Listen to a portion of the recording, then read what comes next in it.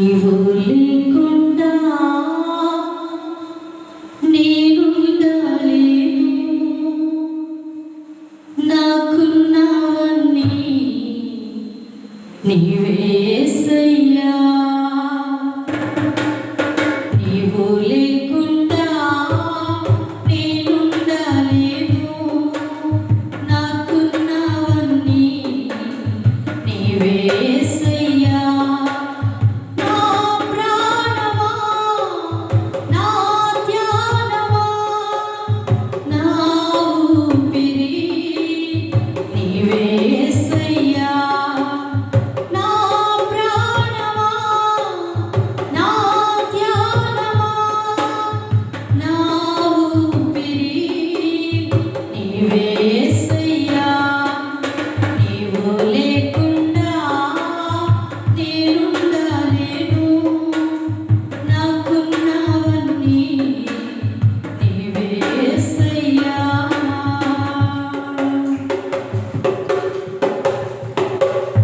జాలి లేనిదే ఈ మాయలోకము, కలత చెందెను నా దీన హృదయము. నన్ను కాపాడుటకు నా దరి నిలిచితివా, హస్తము చాపితివా, నన్ను బలపరచితివా. నన్ను కాపాడుటకు నా దరి నిలిచితివా, హస్తము చాపితివా, నన్ను బలపరచితివా. నా ప్రాణమా, నా ధ్యానమా, నా ఊపిరి నీవే యేసయ్యా. నీవు లేకుండా నేనుండలేను. నాకున్నవన్నీ నీవే యేసయ్యా.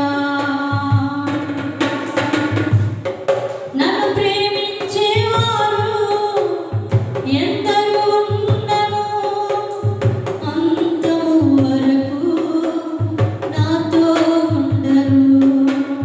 నాలో ఉన్నవాడా, నాతో ఉన్నవాడా, నా ప్రాణము నీవే యేసయ్యా.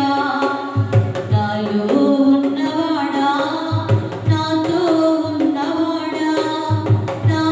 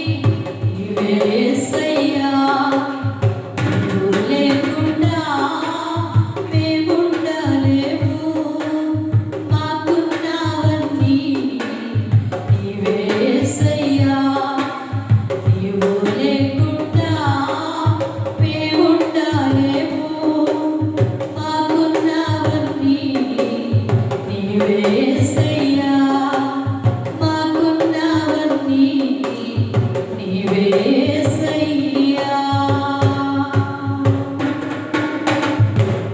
హల్లెలూయా. ప్రభునందు మిక్కిలి ప్రియమైన సోదరి సోదరులారా, ప్రియమైన దేవుని సంఘమ విశ్వాసులారా, ఈ ఉదయకాల సమయంలో మీతో కలిసి దేవుని వాక్యమును పంచుకోవడానికి ప్రభు మాకు అనుగ్రహించిన ఈ ఆధ్యాత్మిక దైవిక కృపను బట్టి ప్రభు అయిన యేసయ్య నామాన్ని మహిమపరుస్తున్నాను. మీ అందరికీ కూడా ప్రభు పేరట మా హృదయపూర్వక ధన్యవాదములు అందరికీ తెలియపరుస్తున్నాను.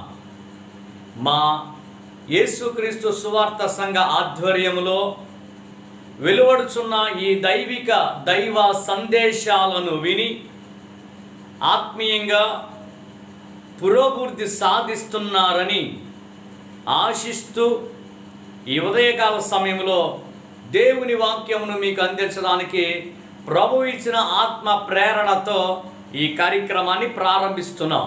దయతో తలల వంచండి, ఓ చిన్ని ప్రార్థన చేసుకుని ఈ కార్యక్రమంలో ముందుకు వెళదాం. నమ్మదగిన మా తండ్రి, నువ్వెంతైనా నమ్మదగిన దేవుడో ప్రభువా, మరొకసారి ఈ యొక్క ఉదయకాల సమయంలో నీ మాటలు ధ్యానించడానికి నీవిస్తున్నటువంటి ఆధ్యాత్మికమైన ఈ కృపను బట్టి నిన్నెంతగానో గణపరుస్తున్నాం ప్రభువా.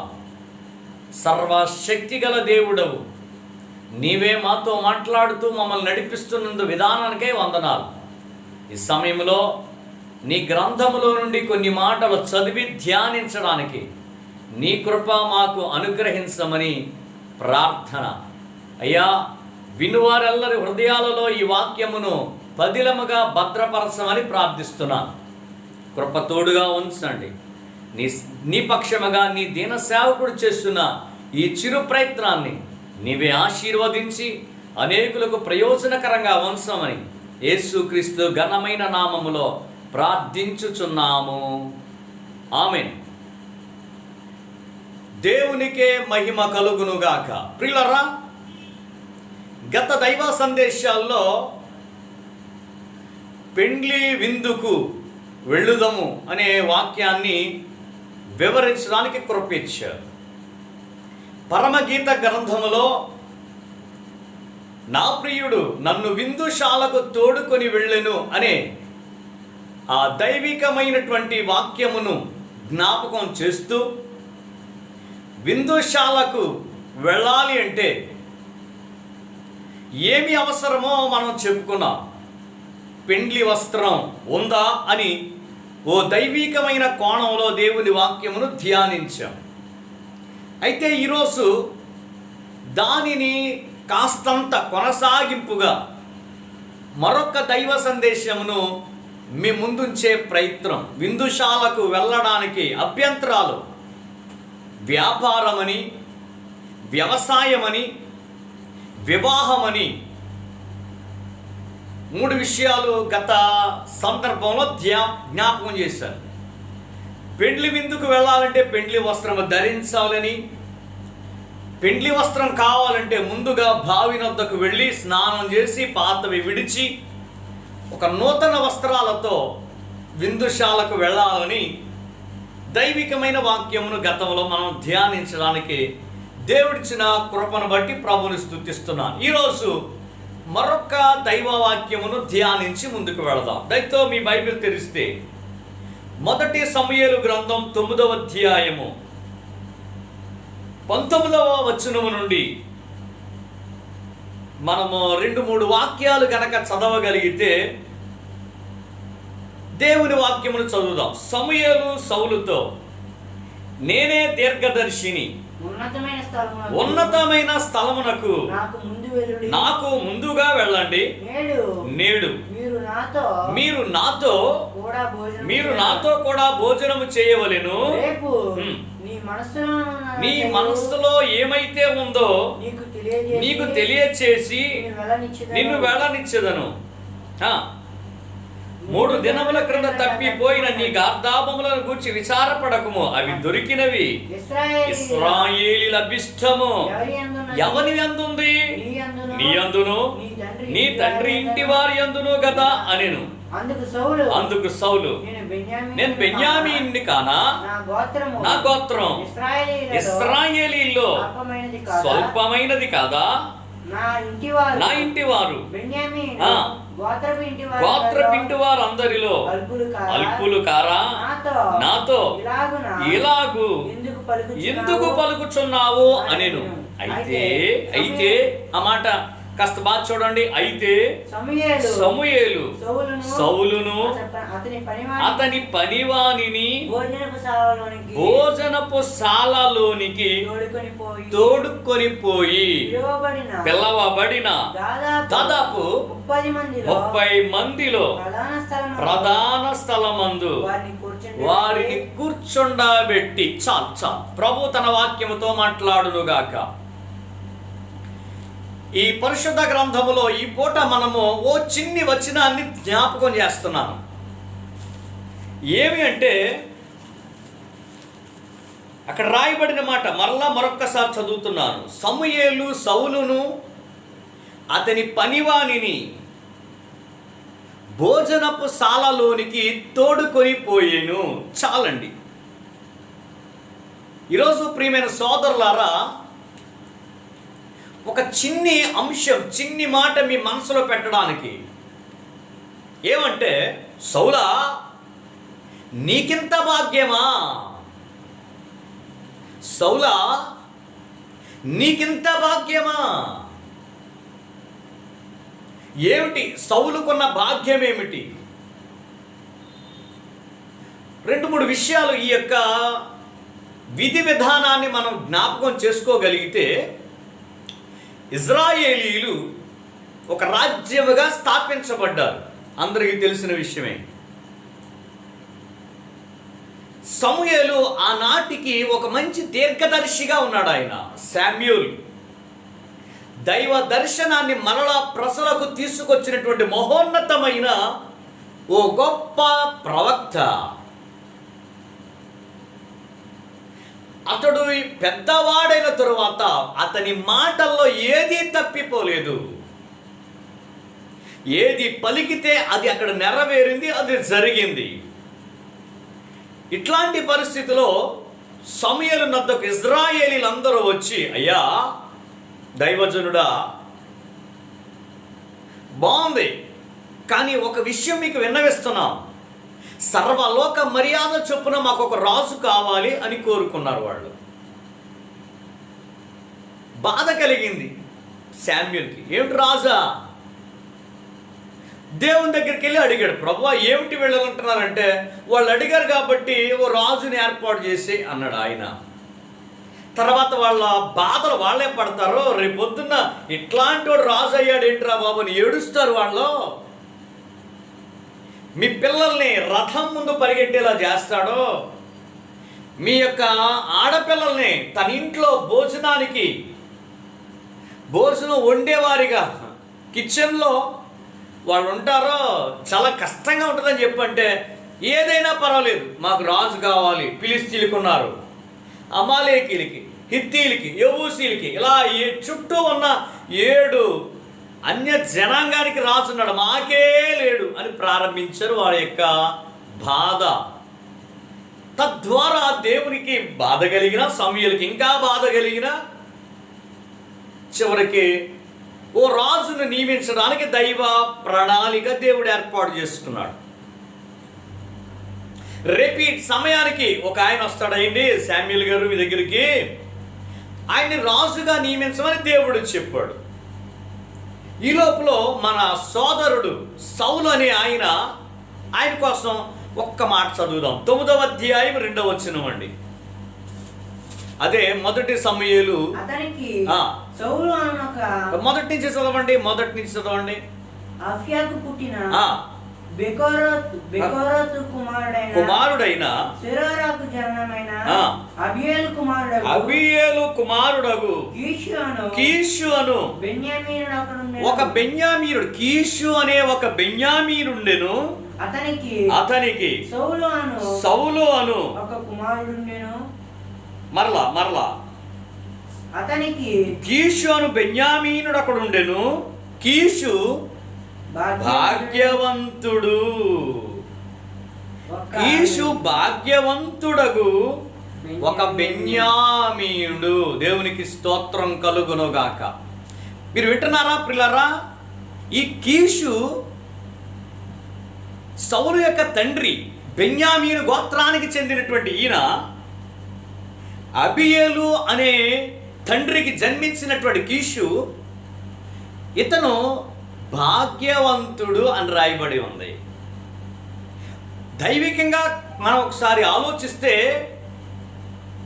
అతని కోసం తన దేవుడు తన గ్రంథములో అతని తండ్రి కోసం, సౌలు యొక్క తండ్రి అయినటువంటి కీషు కోసం రాయబడిన వాక్యం ఏమిటంటే, అతడు ఒక భాగ్యవంతుడు, ధనవంతుడు, ఐశ్వర్యవంతుడు, శ్రీమంతుడు, సిరిగలిగిన వాడు.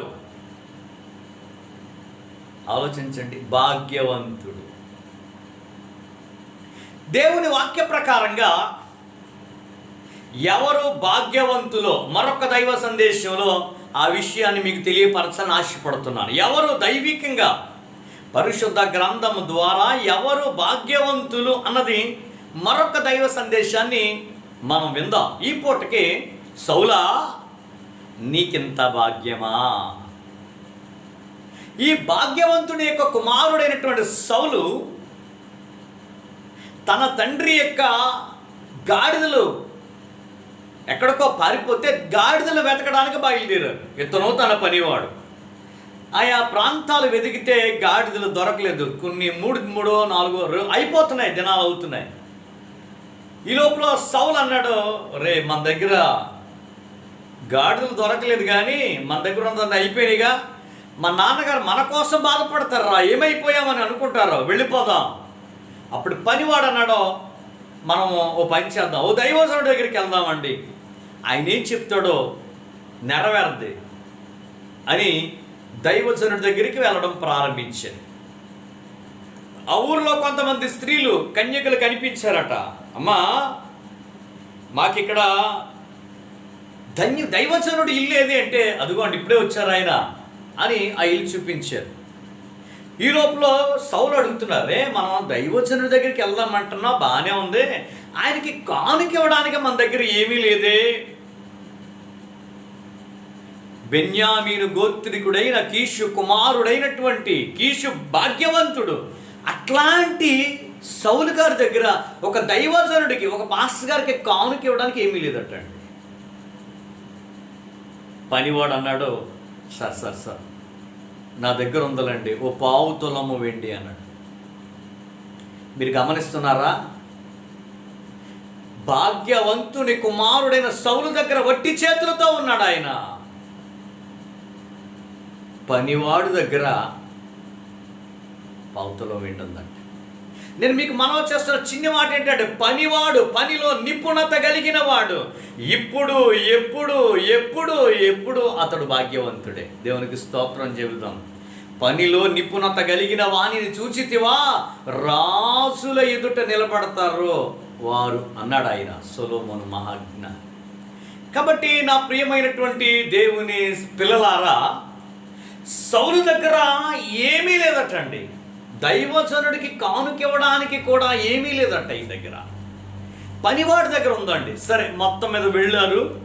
దైవజనుడి దగ్గరికి ప్రయాణం ప్రారంభిస్తే ఆయన దగ్గరికి వెళ్ళి అడుగుతున్నారు, ఏమండి ఇక్కడ ఒక దీర్ఘదర్శి ఉంటాడండి ఈ ఊరిలో, ఓ పాస్టర్ గారు ఉంటారండి, ఆయన ఏం చెప్తే అది జరుగుతుందండి, ఆయన చెప్పేది అక్షరాల నెరవేరుతుందండి, ఆయన అషామషి దైవజనుడు కాదు, ఆయన ఏది చెప్తే అది జరుగుతుంది, ఆయన ఏ సూచన ఇస్తే ఆ సూచన అక్కడ నెరవేరుతుంది. చాలా స్పష్టంగా ఆ విషయం వాళ్ళకి అర్థమై అడుగుతున్నారు. ఈ లోపల ఆయనే దైవజనుడు ఎదురొచ్చి, నేనే మీరు వెతుకుతున్నటువంటి ఆ తీగ, ఆ డొంక నేనే అంటే వెతుకుతున్న తీగ కాలుకు తగిలినట్టు అంటారే, నేనేనయ్యా, ఏమిటి, రండి, రేపు ఎందుకు కానీ ఈరోజు రండి, ఇజ్రాయెల్ అభిష్టం నీ మీద నీ తండ్రి మీద ఉంది అని సమూయేలు సౌలును చూచి విషయాలు చెప్పడం జరిగిందండి.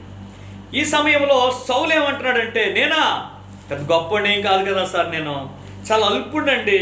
మా గోత్రం బెన్యామీను గోత్రం కదండి, మేము బెన్యామీను గోత్రములో సామాన్యమైనటువంటి వ్యక్తులు కదండి, మాకెంత భాగ్యమా, నాకెంత భాగ్యమా అని అనుకుంటూ ఉంటుండగా అక్కడ రాయబడిన మాట ఏంటో తెలుసండి. చక్కని మాట ఉంది. సమూయేలు సౌలును అతని పనివానిని భోజనపు సాలకు తోడుకొని వెళ్ళెను. దేవునికే మహిమ కలుగునుగాక. హల్లెలూయా. అద్భుతమైన విషయం అండి. ఒక దైవసనుడు సమూయేలు అని ఆయన సౌలుని భోజనపు సాలకు తీసుకెళ్తున్నాడట. రా నాతో పాటు ఈ పూట భోజనానికి. ఆల్రెడీ అప్పటికి ఒక 30 మంది ప్రధానులు ఉన్నారట అండి. కొంచెం పేరుగాంచినటువంటి 30 మంది ఉన్నారట ఆ ప్రాంతంలో. వాళ్ళందరి మధ్య కూర్చుండబెట్టి భోజనశాలకు తోడుకొని వెళ్ళాను. ప్రియమైన సోదరులారా, మీకు ఈ రోజున ఒక అద్భుతమైన విషయాన్ని జ్ఞాపకం చేయాలని ఆశపడుతున్నాను. అతడు ఒక సామాన్యమైన వ్యక్తి. బెన్యామీను గోత్రములో ఏమండి అతి సామాన్యమైన వ్యక్తి, అల్పమైన వ్యక్తిగా కనబడుతున్నాడు. పెద్ద ఘనమైన వ్యక్తి కాదు అతను. ఇశ్రాయేలీల 12 గోత్రాలలో మొదటి గోత్రం కాదండి, కడసారి గోత్రం. సింహము లాంటి యోధా గోత్రం కాదే. యోధా కొదమ సింహం కాదండి, బెన్యామీను గోత్రం. పుట్టినప్పుడే తల్లిని కోల్పోయిన దురదృష్టవంతుడు అన్నారు అందరిని. అతన్ని రే తల్లిని మింగినాడు రాయుడు అన్నారు. పుట్టినప్పుడే రక్తపు తడి ఆరక ముందే యాకోబుకి శోకాన్ని మిగిల్చిన కుమారుడు. అందరూ అన్నారు. ఎవరు సహాయం కానీ స్నేహం కానీ చేయటానికి నోచుకొని వ్యక్తి అయినటువంటి ఆ బెన్యామీనును వాళ్ళ తండ్రి యాకోబు, ప్రభువా వీడు బెన్యామీనుగా ఉండకూడదయ్యా, లేక బెనోనిగా ఉండకూడదయ్యా, దుఃఖపుత్రుడిగా ఉండకూడదయ్యా, వీడొక బెన్యామీను నీ కుడి చేతి పుత్రుడిగా ఉండాలయ్యా, నీ కుడి చేతిలో ఉండాలయ్యా, వీడు నీ కుడి చేతిలో ఉన్న రాజ దండము వీడి చేతిలో ఉండాలయ్యా. అంటే యాకోబు ప్రార్థన ఏంటంటే, ఒకవేళ మా ఇజ్రాయేలీ రాజ్యం అయితే ఈ 12 గోత్రాలకి వీడు రాజు అవ్వాలి ప్రభు అని ప్రార్థన చేశాడు. అతను చనిపోయాడు, కానీ అతని ప్రార్థనకు మరణం లేదు. ప్రియమైన సోదరులారా, ఈ పూట మీకు జ్ఞాపకం చేస్తున్న ఒక చిన్ని మాట ఏంటంటే, నీవు చనిపోవచ్చు ప్రార్థించి కానీ నీ ప్రార్థన దేవుని చెవులలో ఉంది, దేవుని సముఖంలో ఉంది. నీ ప్రార్థనకి చావులేదు. సరే, విషయం ముందుకు వెళదామండి. ఇప్పుడు భోజనశాలకు తీసుకెళ్ళాడట. ఎంత అద్భుతమైన కృప అండి. తినటానికి ఉన్నవన్నీ అయిపోయినాయి, అప్పటికే తెచ్చుకున్న అన్నీ అయిపోయినాయి. చేతిలో చిల్లి గవ్వలేదండి. పనివాడి చేతిలోనైనా ఈ కొద్దో గొప్ప చిన్న పాస్టర్ గారికి కానుక ఇవ్వడానికి, ఏమంటే దైవజనుడికి కానుక ఇవ్వాలన్న ఆలోచన అప్పుడే ఉందండి.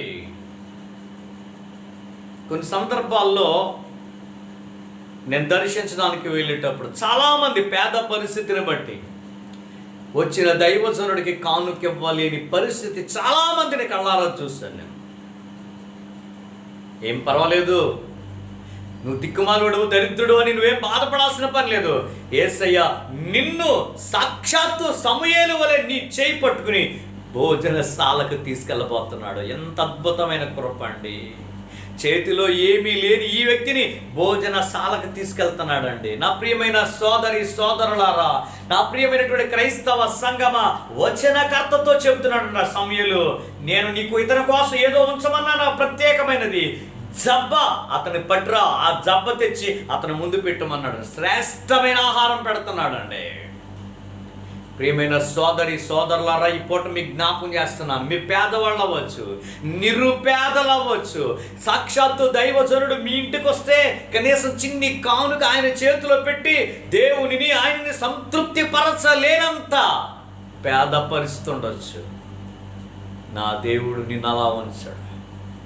నా దేవుడు నిన్ను విందుశాలకి, భోజనశాలకి తోడుకుని వెళ్ళడానికి నీ దగ్గరకే వచ్చిన దేవుడు ఆయన. హల్లెలూయా. ఎంత అద్భుతమైన కృప అండి. పేద పరిస్థితి బాధపడద్దు, ఇబ్బందులా బాధపడద్దు, శ్రమలా బాధపడద్దు. ప్రభు దగ్గరికి వస్తున్నాడు. నీ జీవితంలో ఒక అద్భుతమైన కృప. ఎవరయ్యా? ఎవరో నన్ను వెతుక్కుంటూ వస్తున్నారో, ఎవరో ఎవరో ఎవరో అని సమూయేలే వచ్చి, నేనేనండి మీరు వెతకబోయే దీర్ఘదర్శిని, మీరు ఎవరినైతే వెతుకుతున్నారో ఆయనే మీ కాళ్ళ దగ్గరికి వస్తున్నాడో.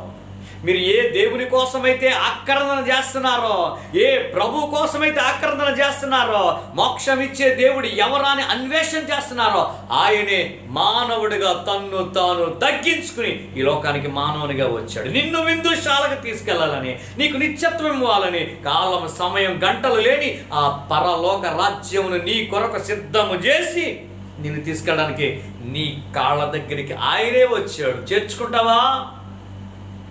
సౌలు సమూయేలు దగ్గరికి వెళ్ళాడు. అయ్యా, నేను సామాన్యుడి ప్రభువా, నేను అల్పుణ్ణి, నేను అల్పమైన వ్యక్తిని, స్వల్పమైన గోత్రము నాది.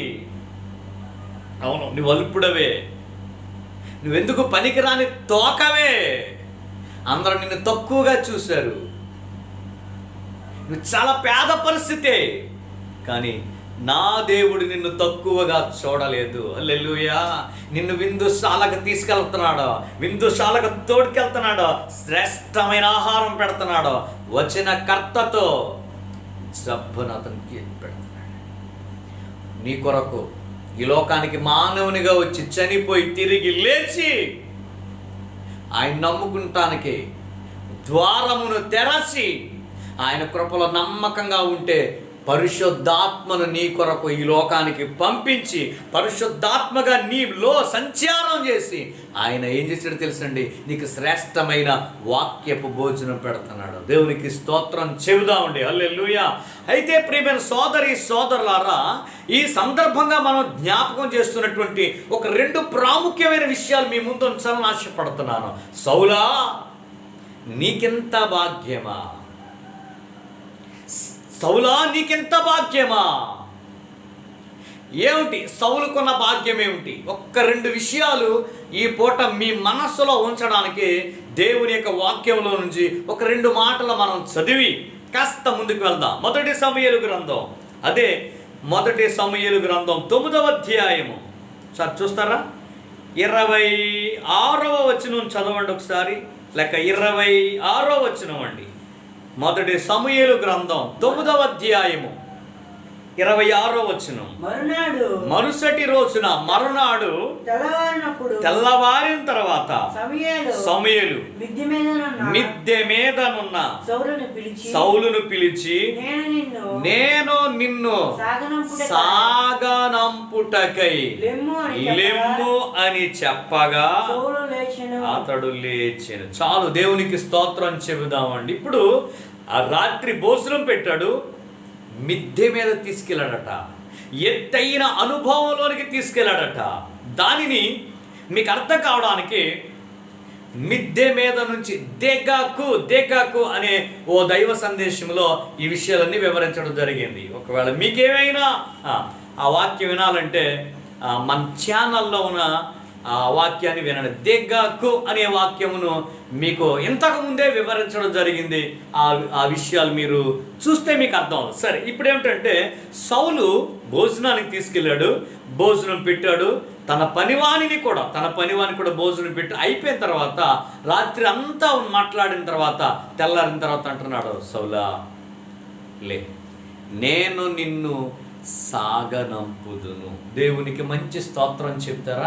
సౌలా, నీకింత భాగ్యం అని ఎందుకంటున్నాను తెలుసండి, ఒక దైవజనుడు ద్వారా సౌలు సాగనంపబడుతున్నాడు. ఆ దైవజనుడే సామాన్యమైనడు అనుకుంటున్నారా?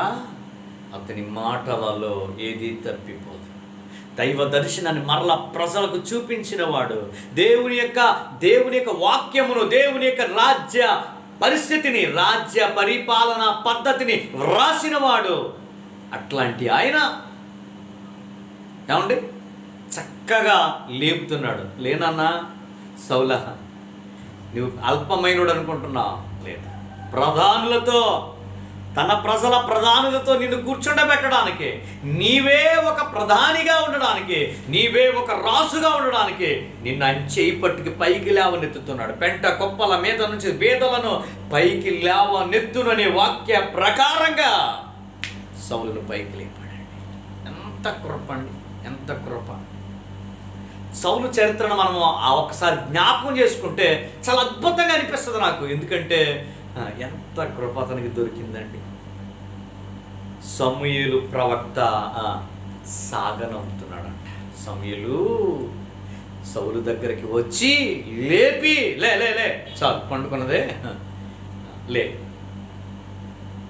అని సాగనంపుతున్నాడు. ఎలా సాగనంపుతున్నాడో తెలుసా అండి? బయటికి తీసుకొచ్చి సాగనంపుతూ చెప్తున్నాడు, ఇదిగో నీ జ్ఞాపకం చేస్తున్నాను, దేవుడు అభిష్టం నీ మీద ఉంది, నీ కుటుంబం మీద ఉంది, నువ్వు రాజుగా ఉండడానికి దేవుని చేత ఎంపిక చేయబడిన వాడవు, నీ రాజ్యం సదాకాలము నిలపడానికి దేవునికి ఆలోచన ఉంది అని చెప్తూ ఏమన్నాడంటే, నువ్వు వెళ్ళగానే ఏం జరుగుద్దంటే ఇద్దరు మనుషులు కనబడతారు నీకు, వాళ్ళిద్దరూ ఎదురు వస్తారు నీకు. సరే కరెక్ట్గా చెప్తున్నాడు దేవుడు. ఇద్దరు ఎదురు వస్తారు. వాళ్ళు ఏం చెప్తారంటే, సౌలా మీ గాడిదలు కనపడ్డాయి, మీ నాన్నగారు మీకోసం విచారిస్తున్నారని చెప్తారు. రెండవది, కొంచెం దూరంగా వెళ్ళగానే ఒక ముగ్గురు కనిపిస్తారు నీకు. ఒకడు మేక పిల్లను పట్టుకుని వస్తాడు, ఇంకా ద్రాక్షారసపు తిత్తెని వాళ్ళు పట్టుకుని వస్తారు. వాళ్ళ దగ్గర నుంచి అవి నువ్వు తీసుకోవాలి అనవాలండి. దైవజనుడు సాగనంపుతున్నాడండి. దైవజనుడిని సాగనంపుతారు కొంతమంది. సౌలుని లేక దైవజనుడైనటువంటి పౌలు గారిని విశ్వాసులు సాగనంపడం మనం అపోస్తుల కార్యంలో చూస్తూ ఉంటాం. అన్నీ సమకూర్చి వాడలోనికి కావాల్సిన సామాగ్రి, భోజనపు గోధుమ అవి సమకూర్చి సాగనంపుతారండి. వాడ వచ్చే ముందు ఆ సముద్ర పొడ్డున మోకాళ్ళుని ప్రార్థించి, ఓకే వెళ్ళొస్తాను, మరలా ప్రభు చిత్తమైతే మరోసారి వస్తాను, మీ ప్రాంతాన్ని దర్శిస్తాను, మీకు వాక్యాన్ని ప్రబోధిస్తాను, వెళ్ళని కొత్త ప్రాంతానికి వెళ్తున్నాను, నా కోసం ప్రార్థన చేయండి అని వాళ్ళ దగ్గర సెలవు పుచ్చుకుని సహోదరులు పౌలు గారిని సాగనంపడం మనం చూస్తుంటాం. కానీ ఇక్కడ విషయం ఏంటో తెలుసండి, సౌలుని దేవాది దేవుని చేత ఒక గొప్ప కృపను పొందినటువంటి సమూయేలు ప్రవక్త ఏం చేస్తున్నాడు చెప్పండి? సాగనంపుతున్నాడు. సాగనంపుతున్నాడు. సౌలా నీకెంత ఒక దైవజనుడు సాగనంపితే నీకు ఎదురు ఉంటుందా? నీకు తిరుగులేదేకా? ఇద్దరు వస్తారు, గాడిదలు కనబడని చెప్తారు, ముగ్గురు కనబడతారు, నీకు మేకపిలిస్తారు, ద్రాక్షారసం తిత్తిన వాళ్ళని తీసుకో. ఇంకొంచెం ముందుకెళ్ళగానే స్వరమండల సితారాలు పట్టుకుని దేవుని గణపరుస్తున్నా ప్రవక్తల సమూహము నీకు ఎదురు వస్తుంది. దేవునికి స్తోత్రం చెబుదామండి. వాళ్ళట స్వరమండలము సితారాలు వాయిస్తున్నారు, వారు ప్రవక్తల సమూహము. ప్రవక్తల సమూహము నీకు ఎదురొస్తుంది, నీవు వాళ్ళతో కలుస్తావు. వాళ్ళతో కలిసిన తరువాత నాలుగవది, నీకు క్రొత్త మనసు వచ్చును. చేతులెత్తి స్తోత్రం చెబుదామండి. నీ పాత మనసు పోద్ది, నీ పాత హృదయం పోద్ది, పాత బుద్ధులు పోతాయి. దైవజనుడు సాగనంపితే ఇవి జరుగుతాయండి. దైవజనుడి చేత సాగనంపబడినటువంటి ఆ సౌలు. అందుకే ఈరోజు మనం నేర్చుకునే టైటిల్ ఏంటంటే, సౌలా నీకింత భాగ్యమా. ఒక దైవజనుడు చేత సాగనంపబడుతున్నటువంటి వ్యక్తి అయినా, క్రొత్త మనసు కలిగిన వాడు, ప్రవక్తల సమూహములో చేరినవాడు, ఒక మేక పిల్లను ద్రాక్షారసపు తిత్తెను తీసుకున్నవాడు. ఏమండి, శుభకరమైన ఆనవాలును, నీ గాడిదలు పోయినాయి అనుకున్నారుగా, దొరికేశాయి అని శుభకరమైన ఆనవాలు చెబుతున్నారండి వాడు. నా ప్రియమైన దేవుని సంఘమా, ఈ ఉదయకాల సమయంలో రెండు విషయాలు మీకు జ్ఞాపకం చేయాలని ఆశపడుతున్నా. ఒకటి సౌలుని సమూయేలు సాగనంపాడు. చాలా బాగుంది కదండి అది. దానికంటే ఇంకా బాగుండే పదం మరొకటి చూపిస్తాను, ఇంకా అద్భుతమైన విషయం అది. సమూయేలును సౌలు సాగనంపడమే కాదండి, సమూయేలును సౌలు చేత అభిషేకించబడినటువంటి వ్యక్తి అదినా తైలపు కొమ్ము తెచ్చి పనుండి అన్నాడు. రే ముందు పంపించాడు పనుండి పంపించిన తర్వాత సమూయేలు నెత్తి మీద తైలాభిషేకం చేసి కొమ్ము తైలమును అతను వేసి ముద్దు పెట్టుకుని నువ్వు ఇశ్రాయేలుకి రాజుగా అభిషేకించాడు. అవును, దేవుని చేత అభిషేకించబడిన వ్యక్తి ఆయన. సౌలు ఒకటి సమూయేలు చేత సాగనంపబడ్డాడు. ఇక రెండో విషయానికి వస్తే అదే మొదటి సమూయేలు 15వ అధ్యాయము ఒకసారి చూడండి. మొదటి సమూయేలు 15వ అధ్యాయము ఇంకొక మాట కూడా చదివి కాస్తంత తొందరగా ముగించుకుందామండి. ఇంకొక మాట చదువుదామండి. అదే మొదటి సమూయేలు గ్రంథము 15 అధ్యాయము 17-18 వచనాలు. అందుకు సమూయేలు నీవు అల్పుడుగా ఉన్నప్పుడు, నీ దృష్టికి నీవు అల్పుడుగా ఉన్నప్పుడు ఇశ్రాయేలీల గోత్రమునకు శిరస్సు వైతివి. యెహోవా నిన్ను ఇశ్రాయేలీల మీద రాజుగా అభిషేకించెను. మరియు యెహోవా నిన్ను సాగనంపి. చాలండి ఆ మాట సరిపోతుందండి. యెహోవా నిన్ను సాగనంపి. విషయం చూస్తున్నారా? సమూయేలు అభిషేకించాడు, ప్రయాణం జరుగుతుంది, ఇంటికి రావచ్చే ముందులో ఆయన చెప్పిన సూచనలు అన్నీ తూచా తప్పకుండా నెరవేరాయి. ఇద్దరు వచ్చారు, దొరికేం చెప్పారు గాడులు, మేకపిల్ల, ద్రాక్షరసం, చిత్తి, ప్రవక్తల సమూహం, క్రొత్త మనసు. ఈ సూచనలు కనబడితే అప్పుడు ఒక సామెత, సౌలు కూడా ప్రవక్తల్లో ఉన్నాడా అనే సామెత పుట్టిందంట. ఈ లోపల ఇజ్రాయెల్ అందరినీ మిస్పాకి వారిని పిలువనంపించాడు. సమూయేలు వచ్చారు, చీట్లు వేస్తున్నారండి. బెన్యామీను గోత్రమే రాజు కావాలన్నారుగా, ఇదిగో మీకు రాజు ఏర్పాటు చేయడానికి చీట్లు వేద్దామని 12 చీట్లు వేస్తే బెన్యామీను గోత్రం వచ్చింది. ఆ చీట్లల్లా వేస్తే కీషు కుమారుడు కీషు గోత్రం వచ్చింది. కీషు కొంచెం చీటేస్తే సౌలు గారి మీద పడింది.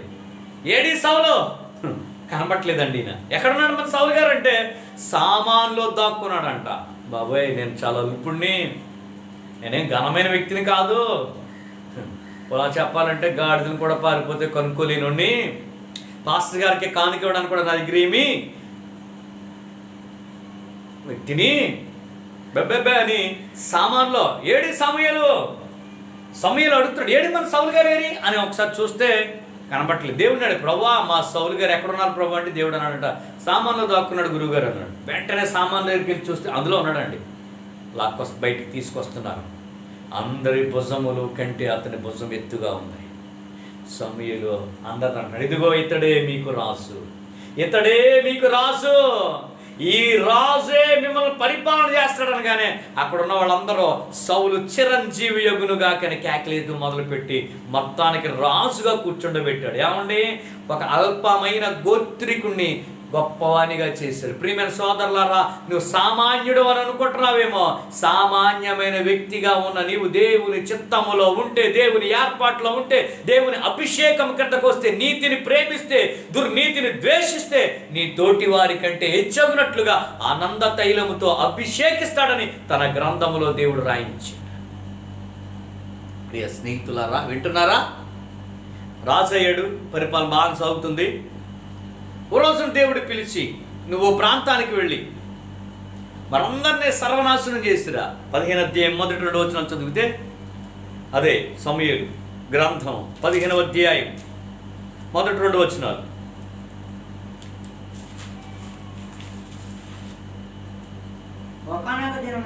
ఒక రోజున సమూయేలు పిలిచి, యెహోవా ఇశ్రాయేలుకు జనులకు నిన్ను రాజుగా అభిషేకించుకు నన్ను పంపెను. దేవుని మాట వినుము. యెహోవా ఎలా సెలవిస్తున్నాడో, అమాలేకీయులు ఇశ్రాయేలుకు నాకు చేసింది జ్ఞాపకమే. 3వ వచనం, కాబట్టి నీవు పోయి కనికరింపక అమాలేకీయులను హతము చేయము. 3వ వచనం అండి, పురుషులనేంటి, స్త్రీలనేంటి, బాలులనేంటి, పసిపిల్లల్ని, ఎద్దుల్ని గాని గొర్రెలను గాని అసలు ఏది ఉంచొద్దు. అన్నిటినీ అమాలేకీయుల పట్టణానికి వెళ్ళవయ్యా. ఇది దేవుని మాట. సౌలు యెహోవా మాట వినుము, ఆయన చెప్పింది చేయి. ఆ మాట ఆయన మీతో చెప్పింది చేయుడి అనే దైవ సందేశంలో ఉంది. సౌలా, దేవుని మాట వినుము. మీ పితరులు ఐగుప్తు దేశం చూస్తున్నప్పుడు అమాలేకులు చేసింది నాకు జ్ఞాపకం ఉంది. వాళ్ళను సర్వనాశనం చేయాలి, ఒక్కడు మిగలకూడదు, మొత్తం అందరినీ నాశనం చేయాలి. పిల్లల్ని, పెద్దల్ని, ఒంటెలను, గాడిదలను, బలిసిని, బక్కచిక్కిని, అన్నీ అన్నీ అన్నీ అన్నీ అలాగండి సార్ అని వెళ్ళాడు. తీరా అక్కడికి వెళ్ళిన తర్వాత బలిసినవన్నీ కూడా దాచిపెట్టాడు, బక్క చిక్కిని అన్నీ చంపేశాడు. మొత్తం పనికిరాని నీచమైన పశువులన్నిటినీ హతమార్చాడు, పనికొచ్చేవి కొంచెం బాగున్నాయని ప్రక్కన పెట్టాడు. అక్కడ ఒక జయ సంబంధమైన ఒక రాయిని పాతి తిరిగి వస్తున్నాడు. దేవుడు చెప్పాడు సౌలు గురించి సమూయేలుతో, చూసావా మన సౌలు ఏం చేశాడు చూసావా, బక్క చిక్కిని పనికిరాని నీచ పశువులను చంపేశాడు, నువ్వు అన్ని చంపట్టు కొన్ని దాచాడు చూసావా అంటే. పాపం సౌలు గారు కూడా కోపంతో మండిపడి ఎదుర్కోవడానికి వెళ్తే సౌలు గారే వందనం చేసేసి దేవుని ఆజ్ఞను నెరవేర్చాను అని ఏవో పలికేస్తున్నాడు. అయితే నాకు వినబడుతున్న అరుపుల రంకెలు ఏంటంటే, అయ్యా దేవునికి బలేద్దామని తెచ్చాను, అమాలేకీయుడు రాజైన అగాగును కూడా తీసుకొచ్చాను సజీవంగానే. వాడు దుర్మార్గుడటండి, వాడు భయంకరమైనటువంటి క్రూరుడంట. అలాంటి వాడిని సజీవంగా తీసుకొచ్చాడట. బక్క చిక్కిని వెంటనే సమూయేలు బాగా రోషముతో అంటున్నాడు, దేవుని ఆజ్ఞను ఒకడు సెలవిచ్చిన దేవుడు ఆజ్ఞను ఒకడు గైకుంటే అప్పుడు సంతోషం. బలులు అర్పిస్తే సంతోషమా, నైవేద్యం అర్పిస్తే సంతోషమా, తిరుగుబాటు చేయట సోదె చెప్పుటను పాపంతో సమానం అని సౌలును సమూయేలు గద్దిస్తూ ఒక అద్భుతమైన మాట ఏంటంటే, యెహోవా నిన్ను సాగనంపాడు. ఎంత అద్భుతమైన దేవుడే నిన్ను సాగనంపాడయ్యా. ముందే చెప్పుకున్నాం, ప్రవక్త అయిన సమూయేలు అతనిని సాగనంపెను, ఒక దైవజనుడు సాగనంపాడు. రెండవది ఏంటంటే దేవుడే సాగనంపాడట.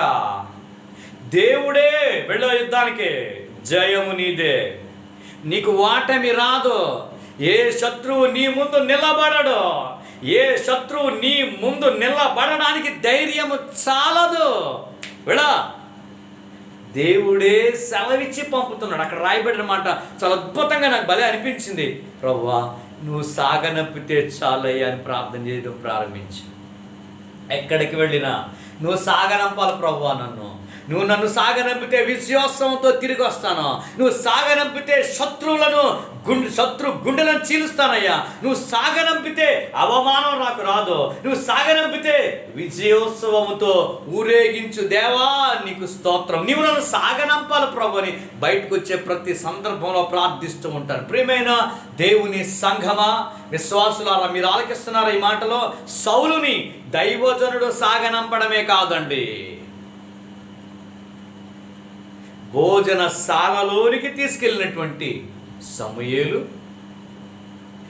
ఆ సమూయేలే సౌలును సాగనంపెను. ఒకటి. రెండవది, యెహోవా దేవుడే అతనిని సాగనంపుతున్నాడంట. అద్భుతమైన కృపండి. దేవుడు సాగనంపితే, దేవుని మాట ప్రకారంగా వెళితే ఏది వచ్చొద్దంటే దాచుకున్నాడు. చివరికి పదవిని కోల్పోయే పరిస్థితి వచ్చేసింది. సౌలా, నీ మీద దేవుడు చాలా ఆశ పెట్టుకున్నాడు. దేవుడు నీ మీద చాలా నీ రాజ్యాన్ని స్థిరపరుద్దాం అనుకున్నాడు. కానీ దేవుని చిత్తానుసారుడైన మనిషిని ఒకరిని కనుగొన్నాడు.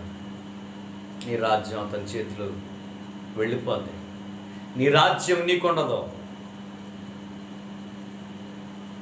ఇక అక్కడి నుంచి చరిత్ర మనకి తెలిసిందే. అక్కడి నుంచి దావీదు రావటం, దావీదుని చంపడానికి ప్రయత్నం చేయటం, ఏమంటే ఎన్నెన్నో బాధలు పెట్టడం, యుద్ధంలో సౌలు చనిపోవడం దావీదు రాసు.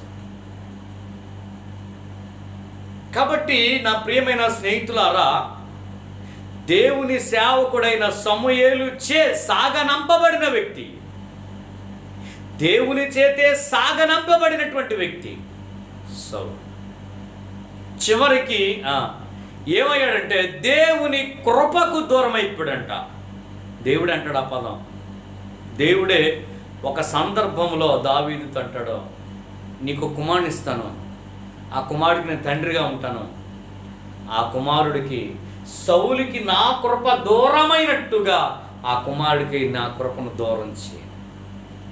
నా కొడుకతడో నా కృపను అతనికి దూరం చేయి. ప్రియులారా, ఈ విషయాల్లో మీకు జ్ఞాపకం చేస్తున్నటువంటి ఓ ప్రాముఖ్యమైనటువంటి విన్నపం ఏమిటంటే, దేవుని కృపకు దూరం కావు. దేనికి దూరం అయిపోయినా పర్వాలేదు, నీ బంధువులకి, నీ కుటుంబానికి, నీ అన్నదమ్ములకి, నీ అక్క చెల్లెలకి, చివరికి నీ సమాజానికి, నీ పార్టీకి కూడా దూరం అయిపోయినా పెద్ద నష్టమేమీ లేదు. ఈ పరిస్థితిలో, ఈ యొక్క పార్టీలో, ఈ పరిస్థితిలో ఒకవేళ నీవు దేవునికి దూరం అయిపోతున్నావేమో, దేవుని కృపకు దూరం అయిపోతున్నావేమో, అసూయ, స్వార్థము, దగ, మోసం అన్నీ అతని హృదయంలోకి వచ్చేసాయి. దురాశ, దురాత్మ, ఏమంటే దురాశ, దురాత్మ అతని హృదయంలోనికి చొచ్చుకుంటూ వచ్చాయి. చివరికి ఏమయ్యాడు తెలుసండి? తెలుసు కదా అతని జీవితం. ఏ అమాలేకీలైతే దేవునికి ఇష్టం కాని కార్యం చేశారో వారిని చంపమంటే చంపకుండా బ్రతికండడానికి అవకాశం ఇచ్చాడు. చివరికి యుద్ధములో ఏమండి ఫిలిష్తీయుల చేతిలో దెబ్బలు తిని బహు బాధపడుతున్నాడండి. ఈ లోపల ఆయుధాలు మోసేవాడు అన్నాడు, అరే ఫిలిష్తీయులను చంపారని కంటే నువ్వే చంపారంటే వాడు చేయలేదట. ఇక బాగా ఉంటున్నప్పుడు, బాగా ఇబ్బందిగా ఉన్నప్పుడు ఎవడో ఒకడు కనిపించాడు, రే ఇట్రాలా అన్నాడు. వచ్చాడు. ఎవర్రా నువ్వు? నేనండి అమాలేకీయుడండి. ఒరే చాలా ఇబ్బందిగా ఉందండి, తిప్పేస్తుంది జీవితం బాల, ఇక వాళ్ళు చంపేస్తారు నన్ను, వాళ్ళ చేతిలో చచ్చే కంటే నువ్వే చంపేయి అంటే అమాలేకుడి కత్తి అతను చంపేశాడు. అతని దగ్గర ఉన్నటువంటి ఉంగరాలు మొత్తం పట్టుకుని దావీదు దగ్గరికి వెళ్ళి చెప్తుండే, అయ్యా ఇది పరిస్థితి అంటే మీకు అర్థమైందండి. అమాలేకీయులను చంపమన్నప్పుడు చంపని కారణంగా ఆ అమాలేకుడే అతని ప్రాణం తీశాడండి. దావీదు దగ్గరికి వెళ్ళి చెప్తే దావీదు, ఏంట్రా దేవుని చేత అభిషేకించబడిన ఆ వ్యక్తిని చంపడానికి నీకు చేతులు ఎలా వచ్చాయిరా? గొల్లియాతును ఒక్క రాతితో కొట్టి చంపగలిగినటువంటి ఆ వ్యక్తి దేవుని చేత అభిషేకము పొందాడు అనే కారణంగా అతను ఏమీ చేయలేదు. ఎప్పుడు కూడా కనబడినప్పుడు వస్త్రపు చింగు కోస్తే మనసులో బాధ కలిగిందంట. అయ్యో దేవుని చేత అభిషేకం పొందడండి, ఇలా చేశానేంటి, బాధపడ్డాడంట. అభిషేక్ అనే ఆయన చూడు, మరి నీ మాటతో దెబ్బతో పోటు పొడిచి చంపేతాను, ఈ రోజుతో సమస్య పరిష్కారం అయిపోతాని అభిషేక్ అన్నప్పుడు వద్దొద్దు, అతడు దేవుని చేత అభిషేకం పొందినవాడు, మనం ఆ పని చేయకూడదు అని ఆపాడండి దావీదు. ఆ విషయం ముఖ్యుడైన అభిషేక్ అనే దైవ సందేశంలో ఆ విషయాలు వివరించాను. వింటున్నారా? అలాంటి వ్యక్తి నువ్వు చంపుతావురా అని బాధ కలిగి సాయంకాలం వరకు అయ్యో బలాడ్చులు కూలిపోయారే అని ఏడ్చి వాడిని పిలిచారే, వీడిని వీడి చంపడం ముందు దేవుని చేత అభిషేకం పొందిన వాడిని చంపనని వాడి నోటితో వాడే చెప్పాడు. వాడి మాటలే ఉత్తరవాదు, వాడి మాటలకు వాడే ఉత్తరం, చంపేండి అని చెప్పేశాడు. పిల్లరా, నేను ఈ మాటలు మీకు ఎందుకు తెలియపరుస్తున్నాను అని అంటే, సౌలు దేవుని కృపను పొందినవాడు, దేవుని అభిషేకం పొందినవాడు, దేవుని యొక్క ఆత్మ క్రొత్త మనసు కలిగిన వాడు, ప్రవక్తలలో ఉన్నవాడు. దురాశ, దురాత్మ, ఏమండి అసూయ, స్వార్థం, దగ, మోసం ఎంత దగా చేశాడండి. గొలియాతును చంపితే నా కుమార్తెనిచ్చి వివాహం చేస్తానన్న వ్యక్తి తన కుమార్తెనిచ్చి పెళ్లి చేయకుండా కుట్రతో ఫిలిష్తీయులను 200 మందిని చంపొస్తే నా కూతురుని పెళ్లి చేస్తానని మరొక్క ఏమంటే కపటపు ఆలోచన. దావీదు సౌలుకి అల్లుడవ్వాలన్న కోరికతో 100 మందిని 200 మంది చంపొస్తాడు. గడువు ముగయకుండానే 200 మంది చంపితే ఏం చీల పాలుపోక పెళ్లి చేశాడంట. అప్పుడు దగాకోరు మనిషి, ఏమంటే మోసగాడు, గొప్ప రక్షణ కలిగించిన దైవజనుడుగా పిలువబడుతున్న దావీదును చంపడానికి ప్రయత్నం చేసిన వాడు ఒకానొక సందర్భంలో సమూయేలు ప్రవక్తే భయపడ్డాడంట. ప్రభువా, నన్ను యెషయా ఇంటికి వెళ్ళమంటున్నా, బెత్లెహేం వెళ్ళమంటున్నా, రాజుగా ఒకడిని ఎంపిక చేయమంటున్నా, నువ్వు చెప్పింది బాగానే ఉంది కానీ ప్రభువా, ఈ విషయం సౌలుకి తెలిస్తే నన్నే చంపేస్తాడు ప్రభువా అంటే అభిషేకము చేసిన వాణిని కూడా చంపడానికి బరి తెగించిన దుర్మార్గపు లక్షణాలు సౌలునికి వచ్చాయి. దేవుని కృప ఎంత ఉందో చూడండి. అతనికి ఎంత దేవుని కృప ఉందండి ఆయనకి. మీరు ఆలోచించండి.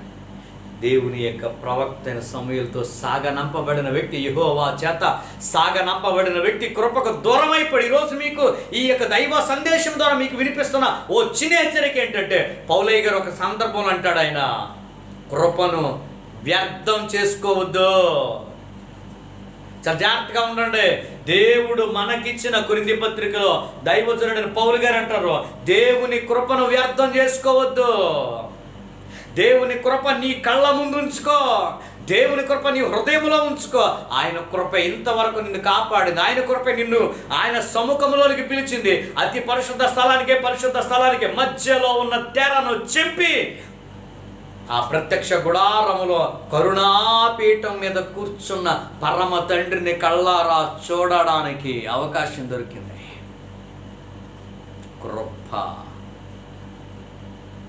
కృప పాపము చేయడానికి ఇచ్చినటువంటి, పాపము చేయడానికి, ఒక మనిషి పాపము చేయడానికి ఇచ్చిన అనుమతి కాదు.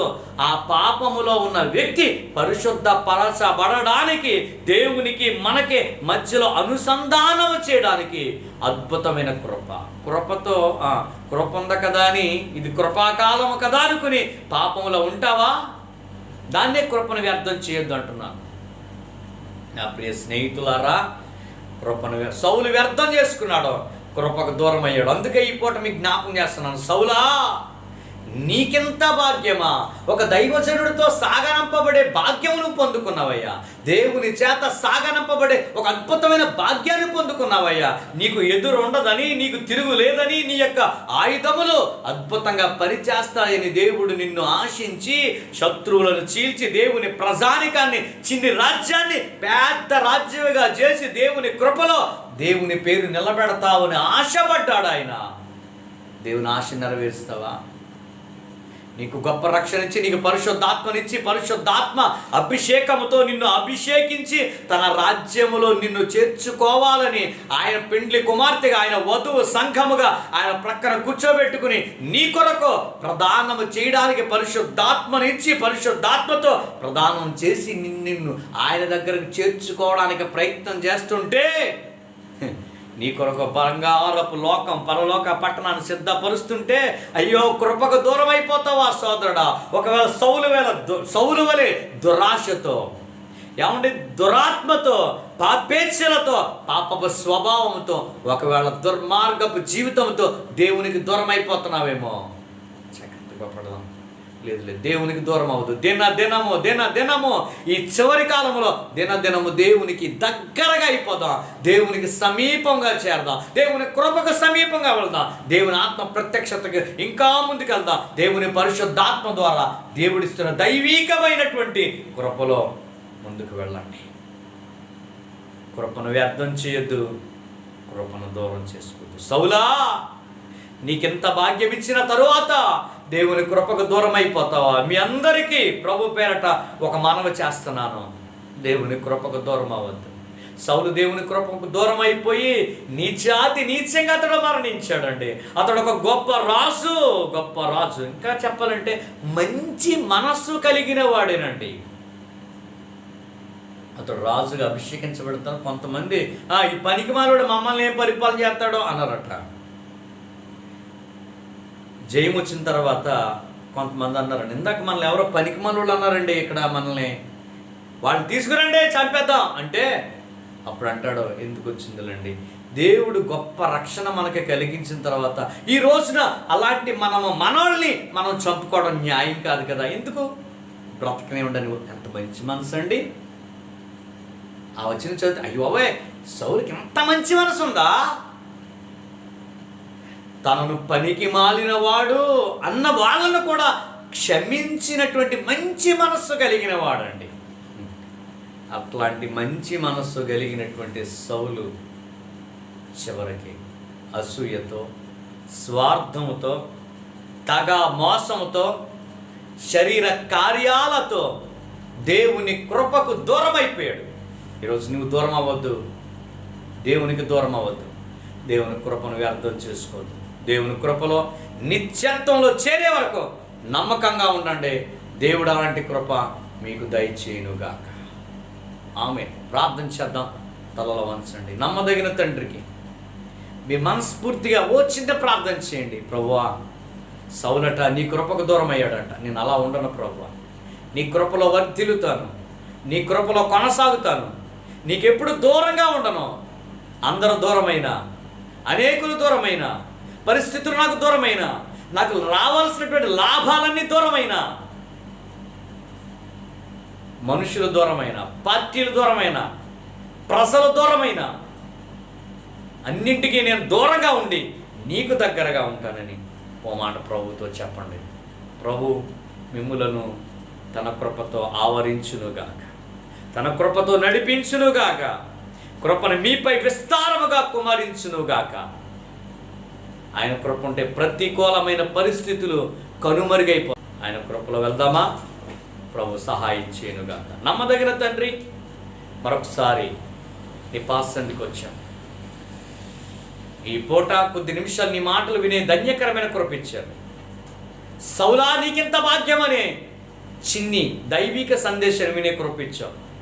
నీ ప్రవక్త అయిన సమూయేలు చేత సాగనంపబడిన వాడు, నీతోనే సాగనంపబడినటువంటి వ్యక్తి కృపకు దూరం అయ్యాడు. మేము అలా కాకుండా అనుదినము కృపకు దగ్గర అవుతూ, అనుక్షణము నీ కృపను ఉపయోగించుకుంటూ వ్యర్థం చేయకుండా నీ కొరకు నమ్మకంగా బ్రతికే కృప మాకు దయచేయమని, విన్న వాక్యం అందరిలో ఫలింపచేయమని, మహిమయు ఘనతయు ప్రభావాలు మా పక్షంగా నీవే పొందుకోమని యేసయ్య ఉన్నత పరిశుద్ధ నామములో ప్రార్థించి పొంది నామమా దేవా. ఆమేన్. Praise the lord.